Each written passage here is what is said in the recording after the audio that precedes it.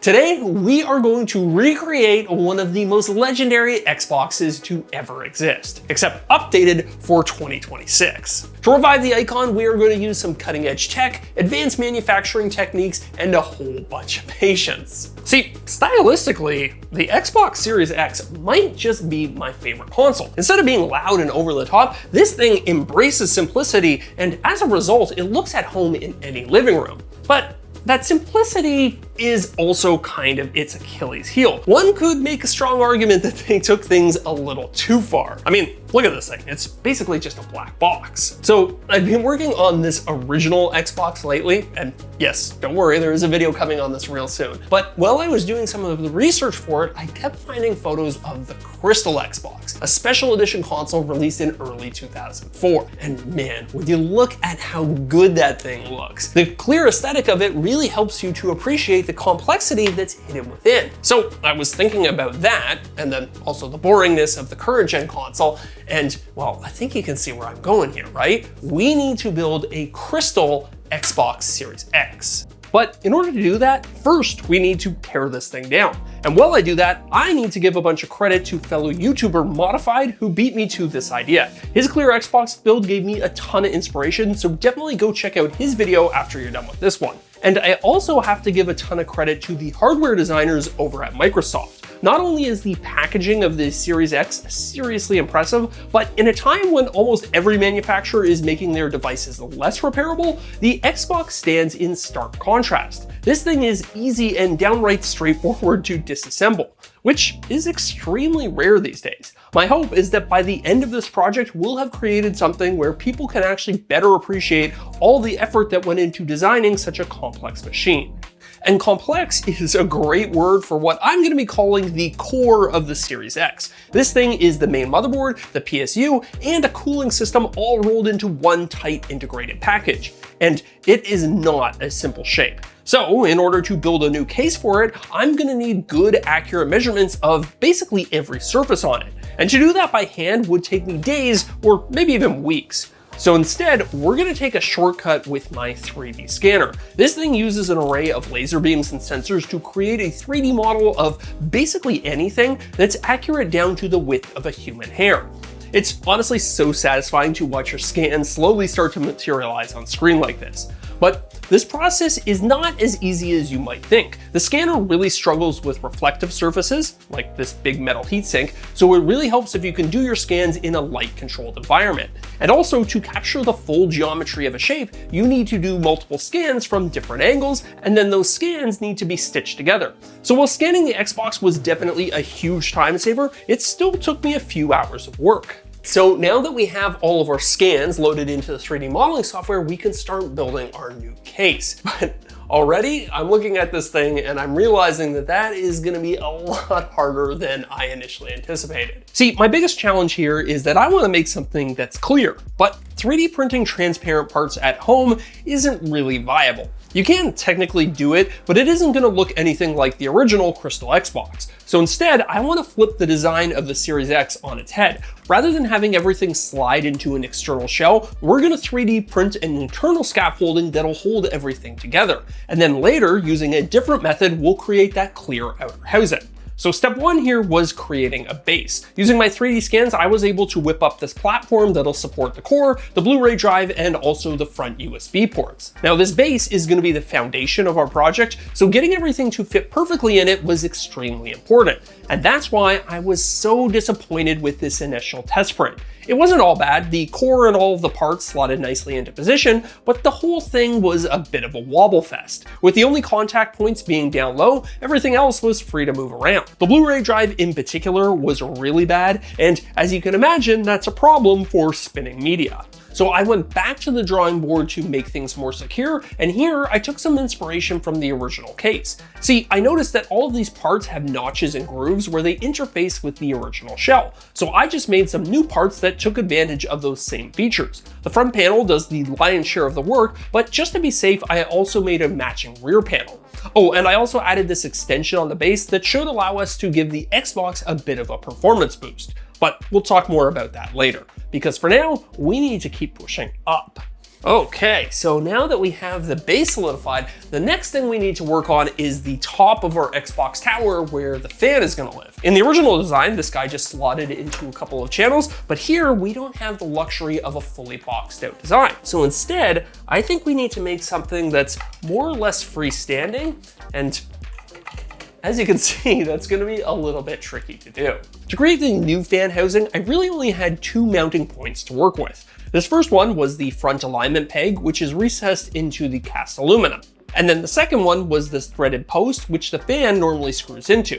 Thankfully, these are both pretty strong, so from them, I was able to build out a pretty robust framework. And the way it all fits together is kind of neat. The entire fan assembly slots into this main body, and then that has a peg which keys right into the core. Simultaneously, on the other side, the fan assembly slides onto the post, just like it did before, and to lock everything together, this rear panel gets screwed in place like so. The only problem with this design is that there's a big gaping hole in the top, which is great for airflow, but not so good for my fingers. So to fix that subtle design flaw, I just copied Microsoft's homework. 121 circular cutouts should provide plenty of ventilation while still keeping my digits nicely protected.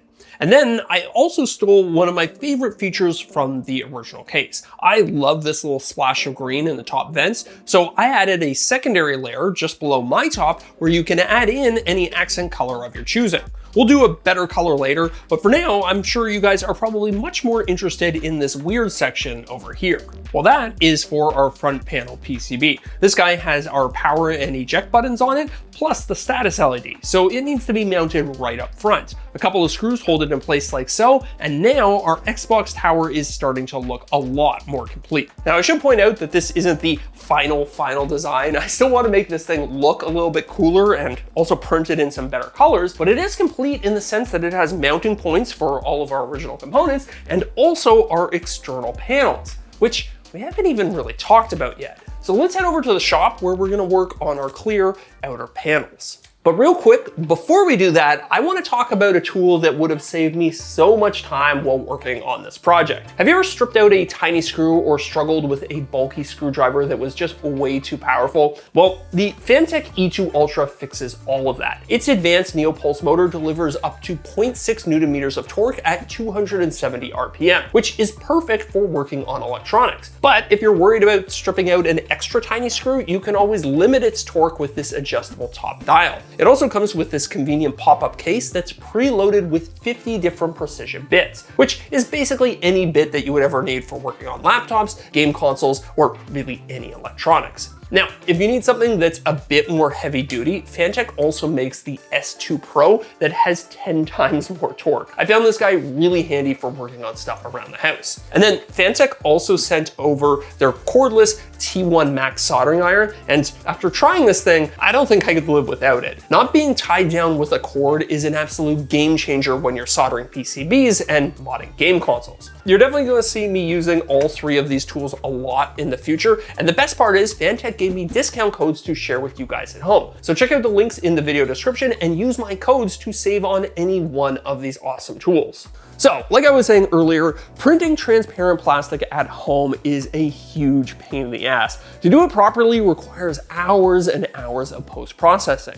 So instead, I figured I would just cut my panels out of some larger acrylic sheets. Now, originally my plan was to just do this at home using my laser, but unfortunately the panels we need to make are just a little too big, and also cutting clear acrylic with a laser is kind of problematic. But thankfully, here in the shop, we have access to my gigantic CNC, so we can nicely sidestep both those issues. That being said, a CNC can still introduce plenty of its own issues. For instance, you can't just cut acrylic with any bit. Thanks to its relatively low melting temperature, you need to use something that can quickly remove material as it cuts, like this single fluted upcut bit. Otherwise, you're gonna end up with melted edges. Also, if you don't wanna waste any expensive materials, I always suggest that people start with some sort of proxy. Going from the 3D world of my modeling software to the 2D world of the CNC introduces a ton of opportunities for measurements to get messed up. So before I start cutting the acrylic, I'm making some test panels using scraps of hardboard. Thankfully, both of these test panels fit really well on the first try. I even checked to make sure the USB port still worked, which means that now we can get down to business. Earlier, you probably noticed that I bought 3 different types of acrylic, and I did that because, honestly, I just wasn't sure what would look the best. Acrylic comes in many different colors and textures, so I went shopping hungry and bought the whole store. But really, that's the best part about making stuff using a CNC or a 3D printer. The hard part is making the first one, and then after that, every subsequent unit is a million times easier. So that's why I'm going to make all of my design files for this project available for you guys at home. You can either scan the QR code on screen right now or check out the link in the video description. And yeah, I know, many of you guys aren't going to have access to these tools at home, but one of the best parts about living in 2026 is that there are a number of online services that will happily take your design files, do all the heavy lifting for you, and then send you the finished parts in the mail. These services are a great way that you can make cool stuff at home without spending a bunch of money on expensive machinery. Anyways, after almost a full hour of carving, I finally had 3 different versions of my panels cut and ready to go. But I realized that the inside of the Xbox is kind of drab and boring looking, which is going to be a problem once it's in a clear case. So to fix that, we need to tear down the Xbox even further than we did before. One screw at a time, I stripped it down until it was just the core again. Eventually, I got to this big rubber band, which you might think is there to hold something in place, but I realized its real job is to act as a big gasket that helps to funnel air towards the heatsink, which is a pretty cool design. After removing a bunch of smaller parts and undoing some cables, I was able to remove the RF shielding that protects the motherboard. The PSU came out after that, but annoyingly, its RF shielding was a little more troublesome. I ended up having to kind of pry it off, but eventually it did come loose. I then spent a couple of minutes removing some stickers and masking off any critical areas. And then finally, I was ready to add some color to the inside of our Xbox. And the color I chose is metallic gold, which I know is a bold choice, but I think it'll pair nicely with our newly exposed PCBs. I also like this metallic paint because it is really easy to apply. Unfortunately, I didn't get to paint everything I wanted. The cast aluminum of the core would have looked great in gold, but one of its jobs is to act as a secondary heatsink. So I didn't think adding a layer of insulating paint would be a particularly good idea. That being said, maybe it would have been worth the risk because these painted parts look so good. Reassembling everything and then putting it back on the base got me really excited for how those clear panels are gonna look. So I know you guys are probably pretty excited to see this thing with its clear panels bolted to it, and well, frankly, so am I. But first, while we have this thing in a half-assembled state, we have the perfect opportunity to give it a huge upgrade. See, Xboxes can get both hot and loud, and that's due to the fact that they are cooled with a single fan. So I figured, hey, we're already in the process of building a custom Xbox, so why not give it a little bit of a cooling upgrade? Earlier, when I designed this base, I added a cutout that's perfectly sized for a low-profile Noctua fan. At just 15 millimeters thick, this thing can tuck nicely into the base where it's gonna be practically invisible, but it's also gonna shove a bunch of extra air through the Xbox, which will keep it running cooler and quieter. The only problem is there's no internal fan header to connect it to, so in order to power it, we're gonna have to get a bit creative. See, while Microsoft might not have included a second fan header, I'm willing to bet that they did overspec the primary one. Given that the stock fan draws less than half an amp and our new fan draws about 1/10 of an amp, we should still be well below the 1 amp limit, which I assume this header is rated for. So my plan is to just piggyback our new fan onto the existing one. But in order to do that, first we need to do some interrogation of this connector and figure out what each of these pins does. Of the 4, the first 2 supply the juice that spin the fan. But the other 2 lines aren't as obvious. One is the PWM line, which tells the fan how fast to spin, and the other one is the tach line, which tells the Xbox how fast the fan is spinning. Unfortunately, I couldn't tell which was which just by measuring their voltage, so that's when I had the bright idea to stop the fan with my finger and see what happened. Based on those results, I was pretty confident that the third wire was the tach. So, armed with that knowledge, I was ready to attempt this whole harebrained scheme. After stripping and labeling all my leads, I needed to pre-tin 3 of the 4 wires. And since soldering generates a ton of nasty fumes, I pulled out my 3D printable solder extraction fan. It's a much cheaper alternative to store-bought extractors, and as you can see, it's doing a great job of sucking up all that smoke. So again, you can check out the QR code or the link in the video description.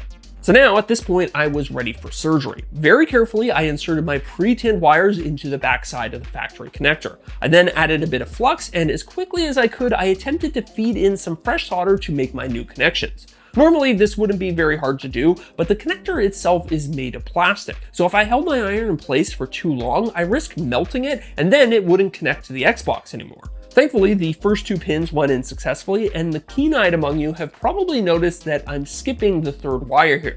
That's because you don't want 2 fans reporting their RPM back to the Xbox at the same time. The crosstalk would confuse the system, so it's best to just let the primary fan handle reporting at speed. And you know what? To my surprise, this whole operation actually went really well. After wrapping everything in electrical tape to take the tension off the connector, I was ready to test my diagnostic skills from earlier. Turning on the system got the primary fan to spin up without a problem, but the real test came when I went to plug in the new fan. Oh, and right away it spins up. Yes. Okay, I think it works, and you know what? Smells a little bit like spray paint, which makes sense. Okay, now we can start putting this thing together. Earlier, in the background, I was secretly reprinting all of my parts in a much stronger and much better looking glass fiber reinforced ABS. This stuff is strong, heat resistant, and perhaps its biggest benefit is that anything you print in it doesn't really look 3D printed. It's got a very fine surface texture thanks to those glass fibers, and that really helps to hide all of the layer lines. I also reprinted all the parts in a green filament too, so we can see how that looks later, but first let's just focus on the main assembly. All the parts have been tweaked in some way or another, but everything fits together just like it did before. And right as I was about to attach the clear panels, I noticed something that set off some alarm bells. This ribbon cable that connects to my front panel looked kind of damaged. And I think what happened here is that my cat nibbled on it while it was disassembled on my bench. So I decided to play it safe and run a quick test. After plugging in the Xbox, I nervously pressed the power button and then breathed a sigh of relief when I heard that familiar chime. However, there was still some damage. I realized that my front status LED wasn't lighting up. Pressing down on the cable did get it to illuminate in kind of a half-hearted way, so I ended up having to order a replacement that likely won't be here before this video gets posted. So in the final B-roll, if you see that my front LED isn't working, that's why. But hey, at least we can finally install those clear panels. And for the maiden voyage, I opted for the clearest of my 3 options. These ones do have a very light matte texture to them, but they should still allow for the best possible view. The first 3 panels bolted in without an issue, but for the front panel, I did have to print a couple of extenders for the power and eject buttons, and then for the controller pairing button, I actually reused the factory extender. But with that bolted in place, I was finally ready to do the big reveal. Oh, I am so psyched on this. This looks exactly the way I wanted it to. It is a little dusty on the inside, and I guess that's the downside to having clear panels, so I will have to clean that. And I've also noticed another problem, actually 2 problems with the current design. The first one I expected, and it's just that our new fan is starved for air. There's no gap along the bottom for it to suck in air, but we can easily fix that with a set of feet. The second issue is a little more complicated though. The corners where our panels meet aren't perfectly sealed, and that's a problem because the Xbox cools itself by sucking air up and through the heatsink, and any air that leaks in around the corners will effectively bypass the heatsink, which could lead to overheating. So to fix that, I designed and printed these corner caps. Not only will they seal the corners, but they also act as a set of integrated feet for our lower fan. And as an added bonus, they cover the cut edges of the acrylic and make things look a lot more polished. In fact, I think the whole system actually looks better with these caps installed. That said, something still wasn't right about this picture. The original Crystal Xbox came with a matching controller, so I needed to give this one a similar treatment. I found this clear shell on Amazon for like 20 bucks, and you know what? I'm pretty impressed with the quality of these pieces. Stripping down the controller was a bit nerve-wracking as you really have to pry to get these grips off. But once I had them removed, it was smooth sailing because at this point I had my E2 Ultra on hand. Now, the kit I got included a bunch of clear buttons and analog sticks, but I opted to actually keep some of the original parts so that the controller would better match the main console. And I happen to think that this combination looks really good. So after all of that work, what is it like using the new Crystal Xbox? Well, in a word, awesome. Functionally, it's almost identical to your normal Series X experience, But thanks to that secondary fan, it is so much quieter. It's actually kind of crazy. Even after a full hour of gaming, it doesn't even register above the noise floor in my room. And stylistically, I really do enjoy the way that this thing looks. Personally, I think the matte clear acrylic looks best with the black guts, but here's what it looks like with the slightly opaque panels. And then I also cut these green panels, which in the end were really my thing. And I also kind of dig the 3D printed parts in green as well. I think it provides a nice contrast and it's very on brand for an Xbox. But yeah, overall, I love this thing and I really wish more manufacturers would bring back the clear aesthetic. It was so big for so many years and then it just kind of went away. Taking apart this Xbox made me appreciate the thousands upon thousands of hours that must have gone into designing it, and it seems like such a shame to wrap up all of that hard work in an opaque black box. So with all that being said, if you want to make your own Crystal Xbox Series X at home, you can download my design files at the link in the video description. And if you want to find out all the ways that I think I could have improved this project, well then you also might want to check out the bonus video that I made for channel members.